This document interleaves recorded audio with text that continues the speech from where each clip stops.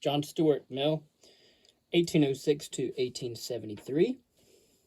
The most glaring weakness of utilitarianism, many argue, is that it fails to respect individual rights by caring only about the sum of satisfactions it can run over individual people.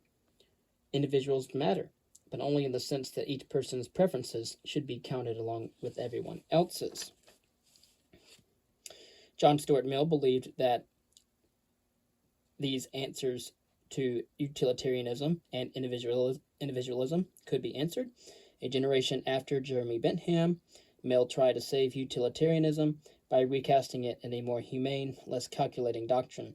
Mill was the son of James Mill, a friend and disciple of Bentham. James Mill homeschooled his son, and the young Mill became a child prodigy. He studied Greek at the age of 3 and Latin at the age of 8. At age 11, he wrote a history of Roman law. When he was 20, he suffered a nervous breakdown, which left him depressed for several years. Shortly thereafter, he met Harriet Taylor. She was a married woman at the time with 2 children, but she and Mill became close friends. When her husband died 20 years later, she and Mill married. Mill credited Taylor as his greatest intellectual companion and collaborator, as he said about revising Bentham's doctrine. Mill's writings can be read as a strenuous attempt to reconcile individual rights with the utilitarian philosophy he inherited from his father and adopted from Bentham. His book On Liberty, published in 1859, is the classic defense of individual freedom in the English-speaking world. Its central principle is that people should be free to do whatever they want, provided they do no harm to others. Government may not interfere with individual liberty in order to protect a person from his or herself, or to impose the majority's beliefs about how to best live. The only actions for which a person is accountable to society, Mill argues, are those that affect others. As long as I am not harming anyone else, my independence is of right, absolute, over himself, over his own or her own body and mind, and the individual is sovereign. This unyielding account of individual rights would seem to require something stronger than utility as a justification. For consider, suppose a large majority despises a small religion and wants it banned or eliminated. Isn't it possible, even likely, that banning the religion will produce the greatest happiness for the greatest number?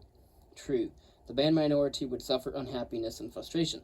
But if the majority is big enough and passionate enough in its hatred of the heretics, its collective happiness could well outweigh their suffering. If that scenario is possible, then it appears that utility is a shaky, unreliable foundation for religious liberty. Mill's principle of liberty would seem to need a sturdier moral basis than Bentham's principle of utility. Mill disagrees, however. He insists that the case for individual liberty rests entirely on utilitarian considerations.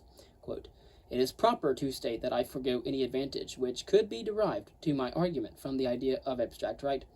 As a thing independent of utility, I regard utility as the ultimate appeal on all ethical questions. But it must be utility in the largest sense, grounded on the permanent interests of man as the progressive being." End quote. Mill thinks we should maximize utility, not case by case, but in the long run. And over time, he argues respectingly that we understand individual liberty and that it will lead to the greatest human happiness. Allowing the majority to silence dissenters or censor free thinkers might maximize utility today, but it will make society worse off, less happy in the long run. Why should we then assume that upholding individual liberty and the right to dissent will promote the welfare of society in the long run? Mill offers several reasons. The dissenting view may turn out to be true or partially true, and so offer a corrective to prevailing opinion. And even if it is not, subjecting prevailing opinion to a vigorous contest of ideas will prevent it from hardening into dogma and prejudice. Finally, a society that forces its members to embrace custom and convention is likely to fall into a stultifying conformity, depriving itself on the energy and vitality that prompt social improvement. Mill's speculations about the salutary social effects of liberty are plausible enough, but they do not provide a convincing moral basis for individual rights, for at least 2 reasons. First, respecting individual rights for the sake of promoting social progress leaves rights hostage to contingency. Suppose we encounter a society that achieves a kind of long-term happiness by despotic means. Would not the utilitarian have to conclude that in such a society, individual rights are not morally required? Second, basing rights on utilitarian considerations misses the point. in the sense in which violating someone's rights inflicts a wrong on the individual, whatever its effect on the general welfare. If the majority prosecutes and persecutes adherents of an unpopular faith, does it not do an injustice to them as individuals, regardless of any bad effects such intolerance may produce or society as a whole may have over time? Mill has an answer to these challenges, but it carries him beyond the confines of utilitarian morality. Forcing a person to live according to custom or convention or prevailing opinion is wrong, Mill explains, because it prevents him or her from achieving the highest end of human life, the full and free development of his or her human faculties. Conformity, in Mill's account, is the enemy of the best way to live. The human faculties of perception, Mill says, judgment and discriminative feeling, mental activity, and even moral preference, are exercised only in making a choice. He or she who does anything because it is the custom makes no choice. He or she gains no practice either in discerning or in desiring what is best. The mental and moral, like the muscular powers, are improved only by being used. He or she who lets the world, or his own portion of it, choose his or her plan of life for them, has no need of any other faculty than the ape-like one of imitation. He who chooses his or her plan for themselves employs all their faculties." End quote. Mill concedes that following convention may lead a person to satisfying life and keep them out of harm's way, but what will be his or her comparative worth as a human being? He asks, it really is of importance not only what men or women do, but also what manner of men or women they are that do it. So actions and consequences are not all that matter after all. Character also counts. For Mill, individuality matters less for the pleasure it brings than for the character it reflects. One whose desires and impulses are not his or her own has no character, no more than a steam engine has character. Mill's robust celebration of individuality is the most distinctive contribution on liberty, but it is also a kind of heresy, since it appeals to moral ideals beyond utility, ideals of character and flourishing. It is not really an elaboration of Bentham's principle, but a renunciation of it, despite Mill's claim to the contrary. Mill's response to the second objection to utilitarianism, that it reduces all values to a single scale, also turns out to lean on moral ideas independent of utility. In Utilitarianism, published in 1861, a long essay Mill wrote shortly after on liberty, he tries to show that utilitarians can distinguish higher pleasures from lower ones. For Bentham, pleasure is pleasure and pain is pain. The only basis for judging one experience better or worse than another is the intensity and duration of the pleasure or pain it produces. The so-called higher pleasures or nobler virtues are simply those that produce stronger, longer pleasure. Bentham recognizes no qualitative distinction among pleasures. The quantity of pleasure being equal, he writes, pushpin is as good as poetry. Pushpin was a children's game, for people who have not been familiar with that. Part of the appeal of Bentham's utilitarianism is the non-judgmental spirit. It takes people's preferences as they are, without passing judgment on their moral worth. All preferences count equally. Bentham thinks it is presumptuous to judge some pleasures as inherently better than others. Some people like Mozart. Some like ballet. Some like bowling. Some read Plato. Others Penthouse. Who is to say, Bentham might ask, which pleasures are higher, or worthier, or nobler than others? The refusal to distinguish higher from lower pleasures is connected to Bentham's belief that all values can be measured and compared on a single scale. If experiences differ only in the quantity of pleasure or pain they produce, not qualitatively, then it makes sense to weigh them on a single scale, but some object to utilitarianism on precisely this point. They believe that some pleasures are really higher than others. If some pleasures are worthy and others base, they say, why should society weigh all preferences equally, much less regard the sum of each preference as the greatest good? Think again about the Romans throwing Christians to the lions in the Colosseum.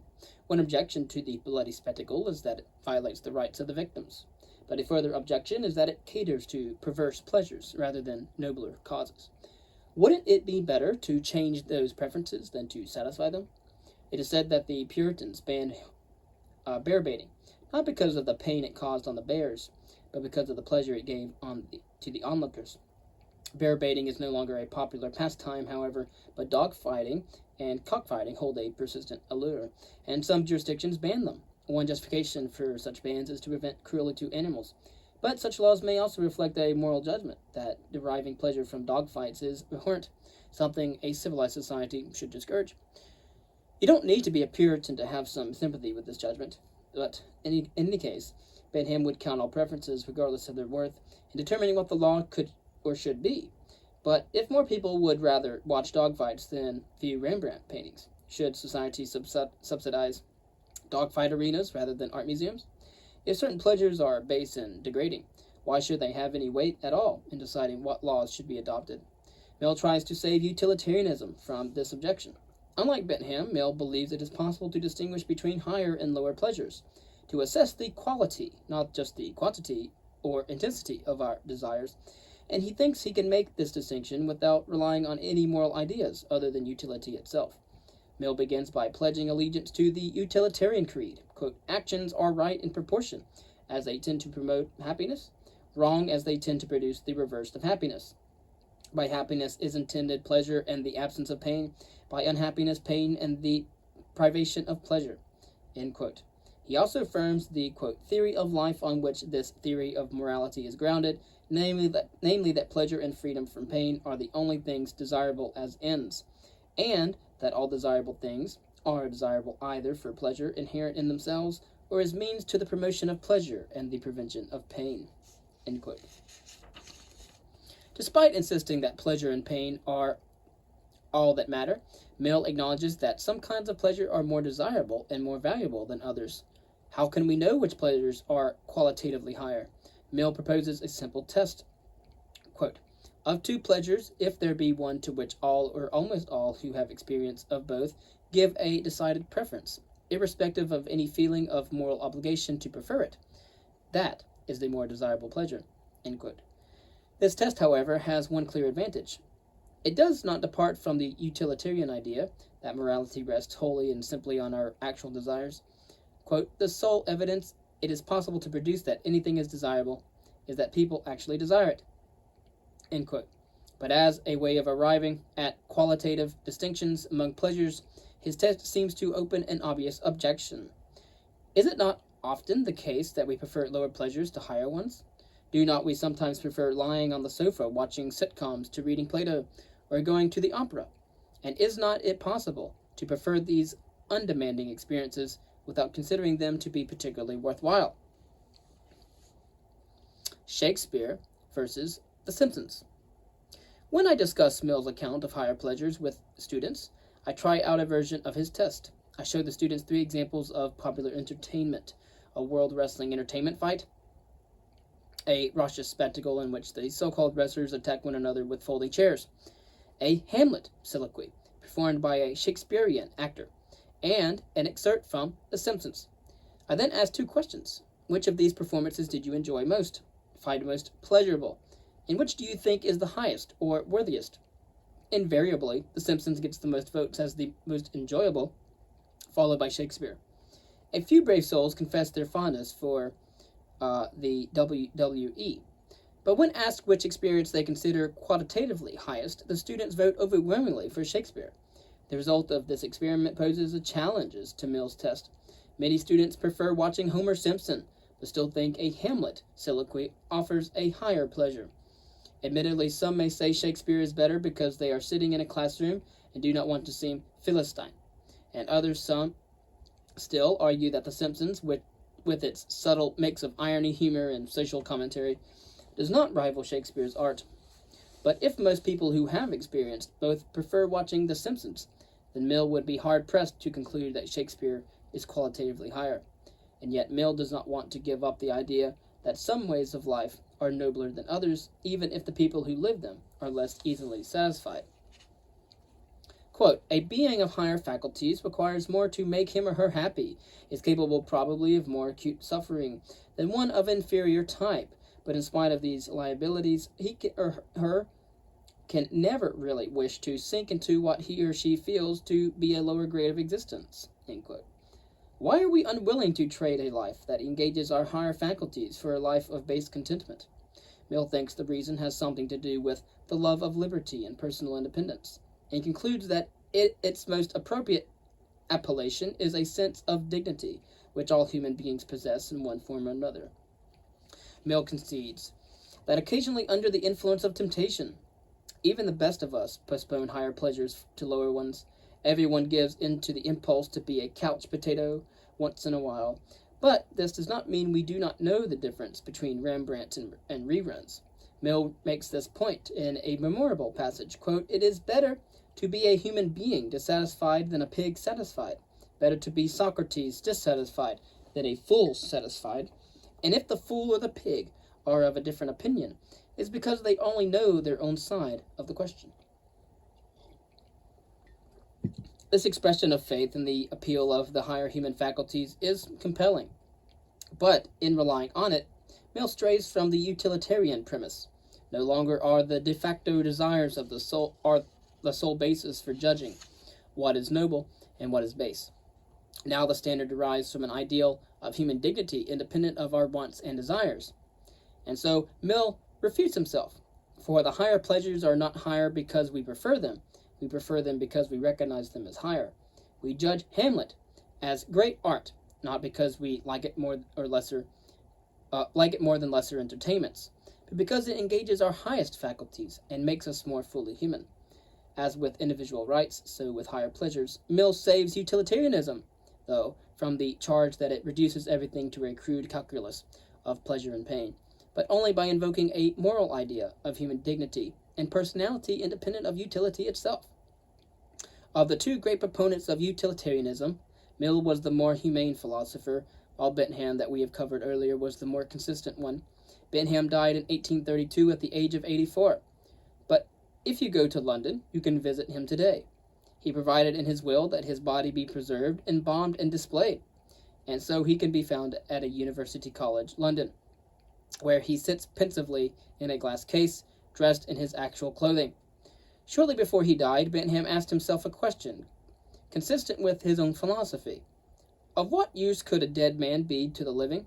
One use, he concluded, would be to make one's corpse available for the study of anatomy.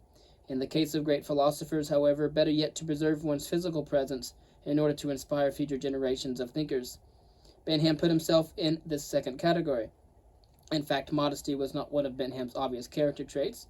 Not only did he provide strict instructions for his body's preservation and display, he also suggested that his friends and disciples meet every year for the purpose of commemorating the founder of the greatest happiness system of morals and legislation, and that when they did, they should bring Bentham out for the occasion. His admirers have obliged. Bentham's auto-icon, as he dubbed it, was on hand for the founding of the International Bentham Society in the 1980s. And the stuffed Bentham is reportedly wheeled in for meetings of the governing council of the college, whose minutes record him as present but not voting. Despite Bentham's careful planning, the embalming of his head went badly, so he now keeps his vigil with a wax head in place of the real one. His actual head, now kept in a cellar, was displayed for a time on a plate between his feet. But students stole the head and ransomed it back to the college for a charitable donation. Even in death, Jeremy Bentham promotes the greatest good for the greatest number.